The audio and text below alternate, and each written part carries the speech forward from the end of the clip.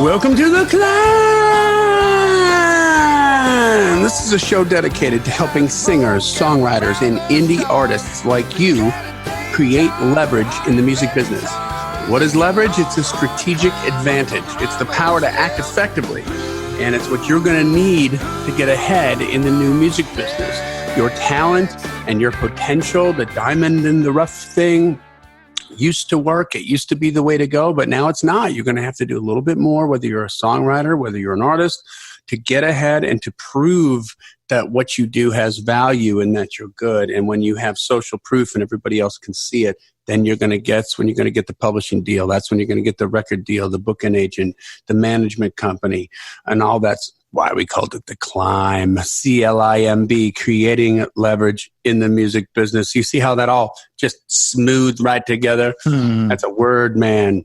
That's Mr. Brent Baxter, my co-host and good friend. He's an award-winning hit songwriter with cuts by Alan Jackson, Randy Travis, Lady Antebellum, Joe Nichols, and more. And Brent helps songwriters like you turn pro by revealing how you can write like a pro, do business like a pro, and then he, on the regular, connects you with the pros to give you a shot to make a relationship. You can find Brent very easily at songwritingpro.com. Once again, that's songwritingpro.com. And I would like to introduce you to my co-host, Johnny Dwinell. Johnny owns Daredevil Production.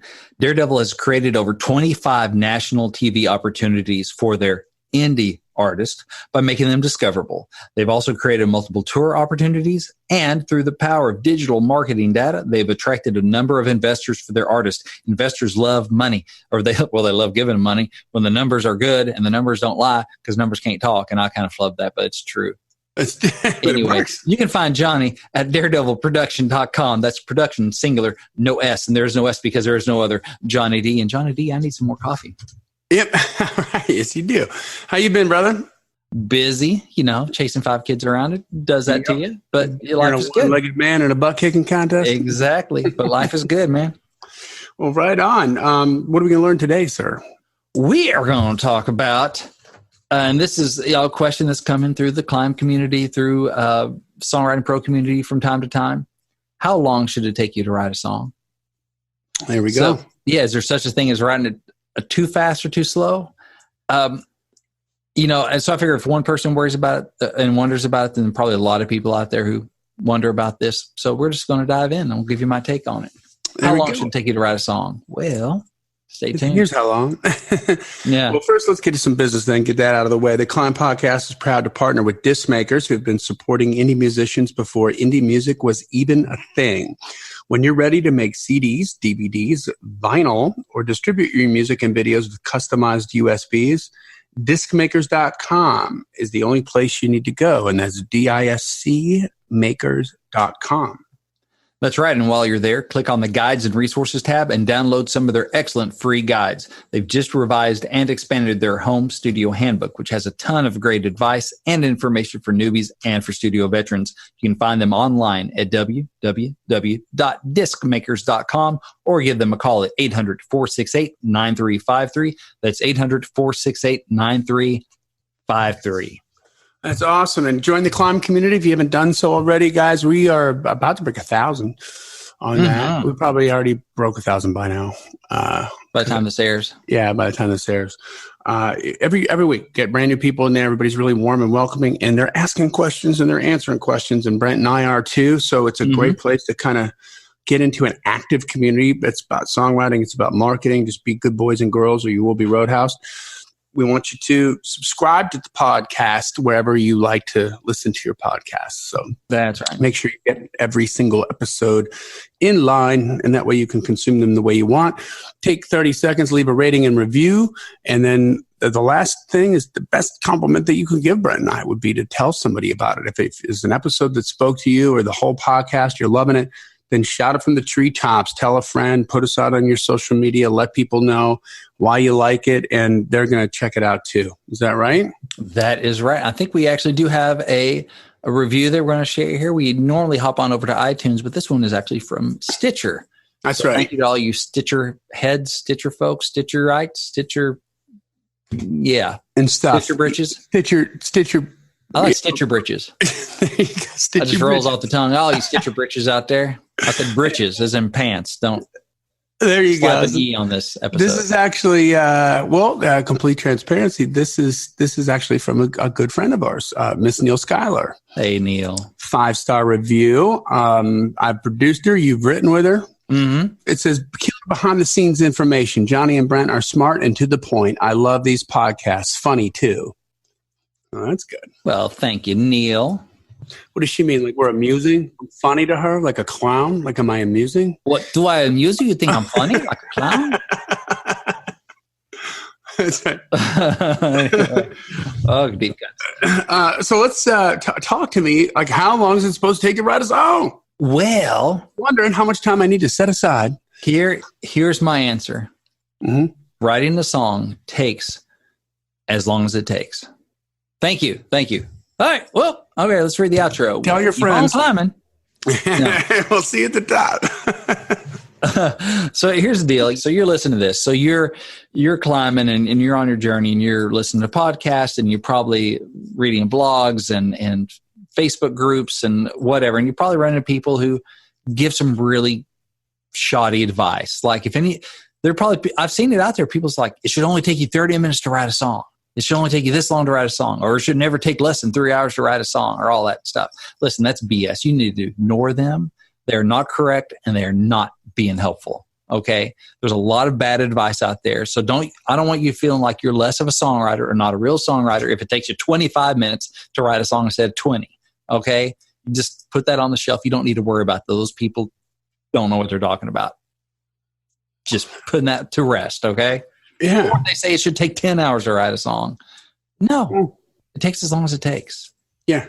Don't let what they say worry you. Okay. So here's the deal. I mean, some people, maybe they get their best work done within a certain time frame. But the thing is that's about them and they aren't you.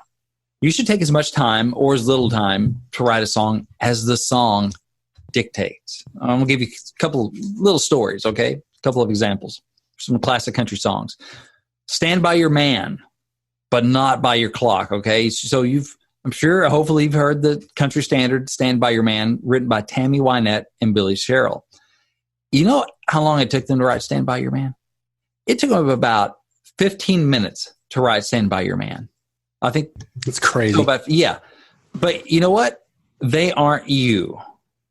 Okay, that's the lesson you take away. Okay, Tammy Wynette, you ain't Tammy. If you are, call me. Okay, The House That Built Me was not built in a day.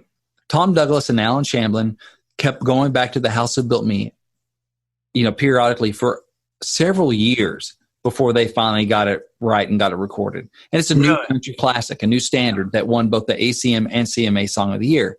But you know what? Tom Douglas and Alan Shamblin, they aren't you either. So these are kind of polar opposites, right? One classic standard written in 15 minutes, one classic standard that they had to go back to and back to and back to over like 8 years or something. The point of that is that great songs don't have a certain deadline. I'll give you some of my examples, all right? So Monday Morning Church. So my biggest song so far, top 5 country hit. I started that lyric in the spring of 1999. It wasn't finished until Christmas of 2001. So like a year and a half, 2 years almost. Mm-hmm. Just kind of had what I had, would go back, polish it a little bit, show it to some co-writers. It just didn't click, whatever. Finally showed it to Erin. She nailed it. Boom. But that was almost 2 years, right? Every Head Bowed, which was a Randy Travis cut, ended up being on a record of his called Around the Bend, which won a GMA, like Gospel Music Association Album of the Year award. It was on that record. Brandon Kinney and I wrote it in one session. So a couple hours. I don't know how many hours, 2, 3, I'm not sure. But it was one day. We wrote it, laid down the work tape, and then later demoed it and stuff. But the writing was done in one day. Crickets, which I wrote with Lisa Schaefer and Bill White, was recorded by Joe Nichols. Wrote that in a day. They'd had the title for a little bit. I'm not sure how long. And then they called me up and we got together. But they didn't have a concept for it yet, really. And so we did the writing. It was a day. I mean, it was a session. So it was probably started about 10 and we're probably done by about 2 maybe. Mm-hmm. Although I can't remember exactly. But that was a one session write. And I don't think we really tweaked anything. We just guitar vocaled it and pitched it around and got cut. So, Monday morning church. That's the way they cut the song too, wasn't it? Like, Do what? That's the way they cut the song on the record. Was pretty, yeah. Joe cut it pretty stripped down, like the guitar vocal was. I mean, a little more production instrumentation on it, but not a great deal more. But so those songs of mine, which have been cut, one kind of hacked that for a couple of years, and one, the other two were pretty fast. One day. But as we talked about, I think before your David Lee Roth episode, he talked about Running with the Devil took 18 minutes to write, but took his whole life plus 18 minutes. Yeah. And that's how it was for me in those songs. I learned from my manager when I was an artist, because I had like some, I don't know if anxiety is the right word, but I was putting a lot of weight on, for whatever reason, trying to compare myself to the way other people wrote and how other people heard. And she was like, man, everybody does it different, Yeah. Like there's people that write, we've talked about this before, but Kim Tribble. When I first came to town, I met Kim Tribble. He's got a bunch of number ones. And he's great. A great guy, super, super nice guy, was just a sweetheart to me. And he told me he writes 12 songs a week. And I was like, dude, what? 12 songs a week? He's like, yeah, don't get excited. They all suck. Yeah. It takes me like 3 weeks of writing crappy songs to get to one good one. And I was like, oh, okay. Okay. Yeah. And then I met another guy. His name was Tommy, and I can't remember his last name, but he was a writer. I think he had some cuts too. When I first moved to Nashville, I bartended at the Bullpen, which was under the Stockyard, the restaurant at the Stockyard. That was a Buddy Killen property. It was a big and the house band there was like ridiculous there. And there's Val Tomlin, who's Winona's bass player now. Yeah. Micah Roberts, who I'm actually going to be working with this weekend coming up, singing background. She sings background for Toby Keith now. She used to sing background for Faith. I mean, like, it was an all-star cast before they were all-stars, kind of a thing. Man, he would write, he told me, he's like, I'll write, 9 or 10 songs a year, but they're all good. You know what I mean? Like, there's no, it's all killer, no filler. And he wasn't lying. Like, he was being real. Like, so it just is, I think it's important that that you're doing the work. And that you're moving forward and not sort of putting too much stock into comparing the methodology, right? Yeah. Unless it's like unless it's a curiosity thing where you're like, oh, well, they wrote it using this method. Like, David Bowie has a thing which you would never do in country, but where he would write out a lyric and then he would cut up the words into pieces and then move the pieces around and come up with some wild, different ways of saying stuff that he never thought of by doing that. He's sort of remember that magnet poetry, refrigerator magnet poetry. Yeah, you ever see those things? It had just the words and these little magnets, and you stick them on your fridge. You move them around, make little poetry or whatever. Those are fun. I mean, it's almost that. Just it's exactly what together and that is exactly that. This is magnet. Yeah. So I mean, whatever gets you going, and I was thinking about Bob McDill when you're talking about some people write it, Kim Tribble writes 12 songs a week and other people write, a few less songs of that in a year. Bob McDill, he was kind of famous for, he'd go in and he was mostly a solo writer and he wrote he's a country music songwriting Hall of Fame member. So he wrote Gone Country for Alan Jackson. He wrote a bunch of stuff for Don Williams. Like, I think he wrote I Believe in Love and Good Old Boys Like Me and so many classic songs. Yeah. And, and Baby's Got Her Blue Jeans On too. So not just deep stuff like Good Old Boys Like Me, but also, no, not Baby's Got Her. I think it was that or She Don't Know She's Beautiful. But yeah, just some simple stuff. I think Baby's Got Her Blue Jeans On. Anyway, I think he would go, what I heard, he'd go in on Monday and he'd work on a song till Thursday. So he'd work on like 4 straight days. And then on Friday, he'd do the guitar vocal of it. So that's his routine. 1 song a week. But he'd dive in deep. Yeah, those suckers are crafted, even if they're fun little things like Baby's Got Her Blue Jeans On, or if it's serious art like Good Old Boys Like Me. So people do their different ways of working, and I see this stuff too. You hear interviews about authors or other creatives, and can get into the really minutiae, like what do you eat for breakfast? What do you do here? What do you do there? It's like, it doesn't matter what I do, because what I do may not work for you. Yeah. Sometimes you copy the wrong things. Like, well, Craig Wiseman always has 2 eggs over easy, and Fruit Loops for breakfast. That's how you write a hit song. I'm going to do that. I don't think that's the important part. I think the important part is he works his butt off and he finds out what works for him. And there are things you can glean from other success. Success leaves clues, but you got to be careful about just what clues you're looking at. If he wrote "Live Like You Were Dying" in 4 hours and 45 minutes, or who knows, whatever, then you got to think, well, that's what I need to do. No, that's not the part. That's not the lesson you need to take from that. Yeah. The lesson maybe you need to take is he stuck with it and he wrote the heck out of it, So, yeah. And there are a couple warnings that I want to give you too, that about, it takes as long as it takes. And the first one is you want to avoid shallow thinking. All right. So you don't want to be in such a hurry to finish every song that you don't really dig into them. If you just want to write songs, then I guess it doesn't matter how much effort you put in. If the goal is to write songs, then hey, might as well do it with as little effort as possible. Congratulations. Right. But if you want to write great songs and commercially competitive songs, it's going to take work. And so don't hear the advice of, hey, it takes as long as it takes as an excuse to be lazy and to not put in the work. You know, so you still have to be a craftsman. Sometimes it comes together quicker than other times. Yeah, exactly. I mean, okay, back to the Stand By Your Man. Okay, it took them 15 minutes and whatever. No, it took their whole lives plus 15 minutes. They'd been working on the craft. Or you hear, other hit songs that are like, well, I wrote, Tony Arata wrote The Dance in like 30 minutes in a laundromat or whatever. It's like, yeah, but how many songs they've been writing before that? So when it comes out, it's crafty. He's done the work. He's done the work.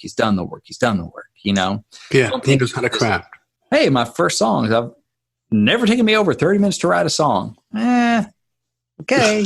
Right off the bat, you go in this pile over here. Yeah, you're probably just skipping stones right across the surface. And it's probably none of them are great. If you do the work and put in the hours, then sometimes you can kick out something great in a few minutes. Yeah. But you got to do the work. Don't think just because someone wrote a great song in 30 minutes that you can do that. Probably not. So, that hit song that was written in 20 minutes wasn't their first song, or probably anywhere near in their first 100 songs. They'd written a bunch of songs by that point. So they were able to work more efficiently, right? Not having to think about structure, rhyme scheme, and all the basic stuff that they had to learn in all those hours before that. It was kind of built into their writing at that point. It's kind of like you're trying to hit a home run. You keep doing the craft, you learn all this stuff like, I don't have to think so much about rhyme scheme, about what that even means. So now I'm getting to start off on first base. I'm trying to get a homer and I'm starting off on first base. And then you work and you start learning how to incorporate your heart into that craft and how to structure songs on a more competitive basis where you don't even have to think about that as much. And now you're starting off on second base. It's all that work. So then you're like, oh man, he just ran 2 bases. He got back to home. No, it's because all that work that got him to the point where he could start off on second base, or she could. All right. So bottom line, it takes a lot of work to make it look easy. Yeah. A lot of work to make it look easy. So you got to put in the work. Yeah. So don't draw the wrong conclusion from a hit song that's written in 20 minutes. And can I also add that just because just because they could doesn't mean they should write a song in 20 minutes? Yeah. I mean, if the bottom line is it good or not? Does it work? Is it well done? If it's not well done, then I got a quick question for you though. When does it become a reality in your mind when you're writing a song that you've hit a speed bump that's worth shutting her down for the day and coming back to it again tomorrow? Because I'm sure you've got like a bag of tricks that you use when you hit some sort of little block and it's not happening. And so you do this or this or this or this, and then you're trying to just sort of get some sort of energy flowing to the second verse or whatever, because the first verse is done. And you got to make, the problem is the first verse is great. So you got to make the second verse as cool as the first verse. And now you're like, when do you know it's time to walk away and say, you know what, like you did with Monday Morning Church? Yeah, and part of that with Monday Morning Church was I wrote the first draft of that lyric and it's been so long now that probably in a session, maybe 2 sessions or whatever, I was writing by myself. It was a couple of years later or whatever, it's 2001. So I started in 99 and like 2001, I went back and looked at it. I was like, I think the second verse can be stronger. And so I just looked at it with fresh eyes. I was like, I think I can beat that first verse. And I wish I had what that first verse was. I don't have it anymore, but rewrote the second verse. And then that was shortly before I showed it to Erin. And then she ran with it. She worked on her own, I think. And so when we got together, she's like, I got this chorus or this melody. And she made a couple lyrical tweaks or whatever and changed the gender of it and stuff. And she played it for me. So I think that's how that one, like I don't think we really ever worked in the room together on it much at all. Okay. Different way of working on it too.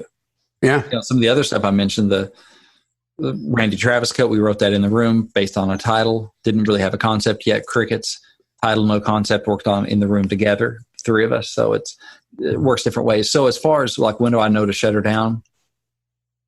And that rarely happens these days. I mean, sometimes we kind of get to the point where we get through a draft. We're like, okay, we need to live with this. So we know we need to live with it before we really call it great or whatever, because you know how my feelings on calling your own stuff great. So, and so we'll come back to it and see, put it away for a little bit, come back with fresh eyes, see if some stuff kind of bugs us. So these days it's more a matter of maybe just the clock says it's time, we got to go. Yeah. So, I know a couple of weeks ago I had a bunch of co-writes in 1 week, and the first one took us the most of the time was just finding the right angle. I mean, we were writing, my buddy Todd and new buddy of mine Les and I were working on this song. I brought in this title and we're working on it, and it did hit. It was like, something's not clicking here. Something's not working. Something in the idea is broken, or the presentation and you just kind of feel this resistance, like it's not feeling great. There's something we're having a little trouble wrapping our heads around with 100% clarity that also feels compelling. And so we end up just kind of bailing on that idea and going, well, what about this other idea? We're like, oh, that's good. Let's run with that. So we actually shut it down and said, I may come back to that idea at some point in the future. It's one I brought in. If I can figure out how to wrap my head around it. How did we know? Just the three of us, none of us were quite 100% clear on why this was compelling. And we could have written it and it would have made sense. But there's something in the fact that all of us have been writing songs long enough to go, something not quite compelling enough about this. This doesn't feel like it's going to hit the target. The target we had set up for the song, which is like, let's write a Rascal Flatts #1, Yeah. Something in this idea. And it's really hard to, and it would be different for a different song. Right. But for this one, this particular roadblock, we're like, this poison pill may be just baked into it. Right. No matter how well we write it, it's still going to be an ingredient that's going to kill the song. And not let it be what it could do. Not let it be quite thoroughbred enough, It was just born with this limp from the beginning. Came out the womb limping. Yeah. Yeah. So maybe nothing we could do about it. So that's more the case these days. And then we just ran out of time. We, dude had to go to work or whatever. We had different stuff going on, or had another appointment. So that's more the case these days. And then just like, we're stumped. Let's put it away. Usually like we get a draft up. We're like, let's live with that. See what hits us is more what it is. But so back to the warnings, like 2 warnings. First one is to avoid shallow thinking. So I can write 20 minutes and that's fine. I'm just going to skip right over the top of it. The other is to avoid analysis paralysis. So on the other end of the spectrum, maybe you overthink your song and you beat it to death in your head so much that you never finish it. You second guess every syllable. Or you third guess it. You fourth guess it. Whatever. At the end of the day, for you, maybe you need to practice calling some songs done. Seth Godin would say you need a ship, maybe you're overthinking your songs because you're scared of actually calling them done. And so then you have to put them in the world where they might fail, whatever failure means to you. Maybe your mom doesn't like it, your girlfriend doesn't like it, your band doesn't like it. Maybe you're avoiding something by refusing to finish the song. And that's something you need to take a look at. Is that what it maybe is for you? Is that if I call it done and it's not perfect, then I failed. I've had clients like that in the past. Yeah. Where I've had to talk them out of like demoing a song again. I'm like, why? Well, I changed a couple words. I'm like, what words? From and the and like nothing. Nothing's really substantive. Nothing substantive at all. And I'm like, no, I'm not going to take your money. This one's done. And you know what? That word might change. Like that's a non-substantive word that the singer will figure sometimes. Yeah, they'll change it. Like they'll sing it just the way they sing it. And you know what? It still doesn't change the meaning of the line. And so they're going to keep it in there because the take was good. Yeah. And that stuff happens. Like, dude, it's like, stop changing. Just move on to another song. Like literally for years, like they keep coming back. You know? Yeah. You're avoiding calling it done. So then you have to do something about it. Because now what do you do with it? Oh, I need to pitch now it. It's time for it to be judged. Put it out. It's time for exactly. So I think in those cases, you need to practice just blasting through some songs. Maybe in that case, you need to set a timer. You know, I remember this is years ago where my buddies Tim Meitzen, Matt Klein, and Matt Dame and I were getting together at Tim's house out in Centerville, Tennessee. And, you know, we're just getting together and hanging out. Let's write some songs. And we did this thing where we broke up in like pairs. Like, we're going to set a clock for 30 minutes, go write a song. Come back, we'll play it for each other. Just to practice blasting one out. Yeah. And they weren't great. You know, nothing, you know, that we ever demoed or pitched or anything. But, you know, there's some value in that of getting over the analysis paralysis. Because, there are plenty of times I'll take over 30 minutes just to find the idea. Yeah. You know, there's an exercise I do every week, and hopefully, you know, several days a week, that I'll get one of the titles off my, you know, unwritten title list, my hook book. And I'm saying, okay, I'm setting the timer for 10 minutes, and I'm just going to riff on this for 10 minutes. Basically do my own song title challenge. I was going to say, just like song title challenge. Yeah, and that's where I came up with the idea. I got so much value out of doing those. Like, I need to do that for my own stuff, right? And and so I figured out a way to kind of do it for my own songs, for my own titles. And then you're just the goal is how much can I riff on this in 10 minutes? And so I'm not trying to write the lyric, but sometimes I'll work on a course or whatever, but it's not about perfection. It's about process. It's about getting words out. And so maybe you need something like that. If you're one of those people that never finishes a song, you just need to sacrifice a couple and go, okay, I want to write this sucker in 30 minutes and call it done. And it's done. And I'm moving on to the next one. Yeah. And you're probably not going to get your best work that way, but you can't just stare at a song for years and years and never go on to the next one. Because the example about The House That Built Me, that wasn't built in a day. Mm-hmm. Tom Douglas and Alan Shamblin were writing other songs. They finished a bunch of songs from the time they started The House That Built Me to the time they finished it. That wasn't the only song they were working on for 8 years. Yep. They finished plenty of other songs and got plenty of other cuts. Yeah. But, you know, so that was a case of they just knew they weren't getting the response they wanted, but they knew something in it was gold. Mm-hmm. So they would go back and they'd work on it some more. It was worth belaboring that one. Do what? It was worth belaboring that one too. That one, because there's something in there that they felt was worth the work. And so that's part of it for me too, is I don't have to finish everything I start. Like the example about the one Todd and Les that you know, threw out this idea. That was my idea. But something about it's like, I'm not feeling this. Something's not ready for this to be written yet. And it may never be. It may just be like, that's interesting, but it's like 9/10 of an idea. It's not all the way there yet. Mm-hmm. Well, instead of just trying to beat a dead horse, let's go on to here's another idea. And it's interesting. There are plenty of examples of that on Music Row. I hear a lot with like Ashley Gorley and some of those people. They'll be in the middle of writing a song and somebody will say something. And they go, oh, we're writing that. And they'll shelf the song that they were writing, and they'll go and write that other thing that just fell out. Yeah. And then I think a lot of times they go back and they finish the other one. Sometimes they both get cut. But usually it's the one they dropped everything for. Yeah. And said, oh my gosh, no, that's a different song. We're going to write that. A lot of times that's the one that gets cut. Yeah. So the thing is, there's no one answer. You got to find what works for you. You know? You'll never reach your songwriting goals if you don't finish some dang songs. Okay? So just finish a few and let them go. If you suffer from analysis paralysis, you're never going to reach your goals if you don't. And you're not going to learn anything. Like if you just, like this one writer I was telling you about, I'm pretty sure this person had a handful of songs. That's it. Mm-hmm. And they've been rewriting them forever and ever and ever, like years and years and years. Uh-huh.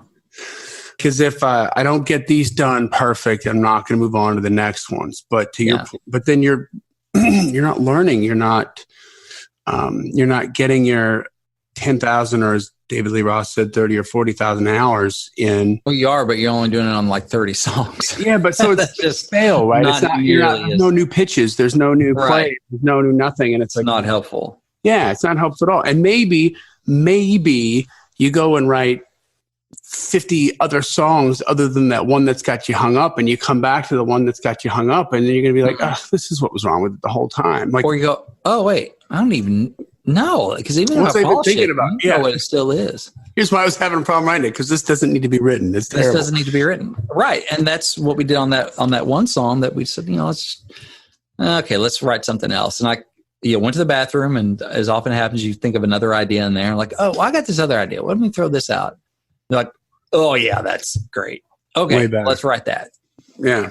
And we're working on that and saying we're going to try and finish it up tonight, actually. So we're going to work on it tonight. And, so some of it you just learn by doing that. Yeah, you're never going to reach your songwriting goals if you don't finish some songs. But at the same time, sometimes you need to just call them finished or done, put them back on the shelf and go write the next one. It's a balance. And sometimes, it's not about just writing 20-minute songs. Sometimes you need to put a lot more work into it. I mean, I don't think I've ever written a song in like 20 minutes unless it was just let's just blast one out.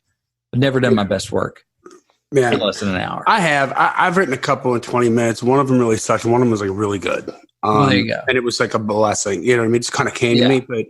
But that's not what you build a career on. No, not at all. And I never went in with any kind of expectations like that. I just was like, let's just try to be as good as we can be. And even then, looking back at myself now, I would consider myself lazy. Like I didn't do a good enough job. I could have done better if I was more focused on lyrics, and kind of didn't have to be in the gig that I had. Yeah. You could be as tight as you wanted to be in hair bands and get away with it. Look good. Just look good when you're singing. It's everything's going to happen. Well, it's so much about the live show. Kind of a different thing too, I think. And the thing is, man, either way you write, whether you write fast, you write slow, or you bounce back and forth, nobody really cares. They only care if your song knocks their socks off. And that's all. Then they'll be curious how long it took you to write it. Yeah. That's right. No one hears a bad song is like, so tell me about the process. How'd you write that? Unless they're coaching you and they're trying to figure out where you're screwing up, right?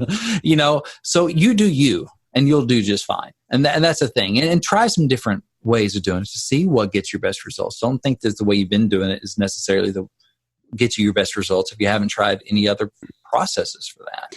That's right, man. I'll tell you what, like, I think if you're not writing like a bunch of songs and you're just hung up on one or two that you want to get perfect, and you have that analysis by paralysis thing, you are screwing yourself, because you're missing a whole lot of perspective that's available out there. Mm-hmm. Like, for instance, I remember, I think I've talked about this before in the podcast, but Sheila Davis's book, The Craft of Lyric Writing, Odie suggested that to me. Okay. And so I went and I got it. I wrote it. I read it. And I got into song structures, which I hadn't, as stupid as this sounds, I hadn't paid attention to, right? Like I was doing them sometimes very instinctually. Mm-hmm. Yeah, because you heard so many songs that were structured your whole life. But I hadn't articulated like what the different kinds of song structures there were. Mm-hmm. And so I had a bunch of songs that were hung up, and I just hadn't finished them. And I remember reading that book, but because I'd written all these other songs and I had done all this stuff, all of a sudden, when I heard the songs and I saw the song structure, I was like, oh, and then she gives examples, like this is a AAA song. This is an ABAB song, this is Blowing in the Wind from Bob. I was like, oh, of course. And then just like that, like I went back and finished all these songs. You know why they weren't finished? Because I wasn't educated enough. Yeah. Because I was trying to make something that it wasn't. I was trying to turn a AAA song into an ABAB song and wondering why I was having problems doing it. Yeah. When it was very clear, like, hey, moron, like this is a round hole. Open your eyes and take a look at what you're trying to do. Yeah. And then it was like, oh, and so sometimes, like straight up, like that was an eye-opening experience. I was like, well, man, like if I didn't read that book, right, if I hadn't written these other songs to know kind of how to recognize it, that, you know what I mean? Then all of a sudden it all made sense and you're able to go and put some of that stuff together, Yeah. So Cool. So at the end of the day, you do you and you'll do fine. Yeah. Dig into your song, but don't get analysis paralysis. Yep. No one cares how long it took you to write. They only care if it's great. That's right. That's what matters at the end of the day. And sometimes your great song is not the one you write. It's the next one you're going to write. And don't trip on the songs that you think suck. I mean, look at Kim Tribble, right? Well, yeah, but don't worry about them. Most of them suck. It's like, okay. Or John and Paul from the Beatles. Yeah. First 50 songs we wrote sucked. And it took us a while to kind of get together and figure out how to make that work. Just knowing that it's just a process, right? It's a process. Everyone's not going to be awesome. I mean, who cares? Just pull out some of my old stuff, and be like, oh, look at this bad songwriting. I wonder where it is. Right around here somewhere. Are you going to do it right now? Oh, he's going to do it. If I can find them, where's my notebooks? Oh, it's in the closet. Hold on one second. I'll be right back. I'm going to pause this for a second. Get it. Pause. No. You're going to keep talking, Johnny? Keep on talking? Yeah. You don't have to keep on talking. But, okay, so Brent right now is off screen going into the closet to get a book to show us some crappy songs that he has written. This is going to be so awesome. I can't wait to hear what he's going to say. I can't wait to hear what he used to write. Don't you want to know? I want to know. Oh, here he is. He's coming back. Looking through an old book there. Mm-hmm. All right, I'm back. All right, so I found a book of my old lyrics. This is from April 15th, 1993. So this is the first one I have in there. So this is 93, y'all. So this is going on, 26 years? Dude, I'm so excited to hear this right now. Okay, this one is a Baxter original. Never had a melody put to it. Another Man on Your Mind. Verse. Looking back on that day long ago, when I first saw you, how was I to know that though we'd spend time and get to know each other, while my thoughts were on you, yours were on another? Chorus. There's another man on your mind. Are you with me just to be kind? I looked in your eyes and what did I find? Just another man on your mind. Next verse. I still smile when I see you now and then. My heart is guarded, but you still get in. I make sure to smile and keep it light, the better to keep my feelings out of sight. I don't need to be told what I know is true. There can't be love when I'm second best to you. Chorus, repeat. Yeah, thank you. Thank you. The thank you is not part of the lyric, but I know you're also thankful that I shared that with you. So, yeah, there we go. I liked a girl. I liked a girl. She liked a different guy. So I wrote about it. So, yes, trite. You love her, dun, dun, and she loves him. Yep. So there you go. So else. You just can't win. I got a lot of bad songs. Don't worry about it. You'll move past it. That's right. That's right. All right. So, listen, yeah, go ahead, Johnny.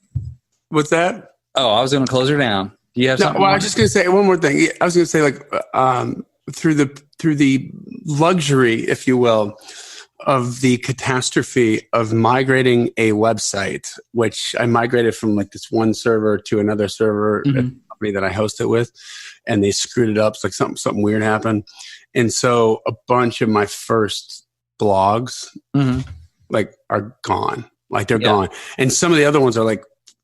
I want to use the word pixelated, but they're not pixelated because visually it's fine. But there's weird.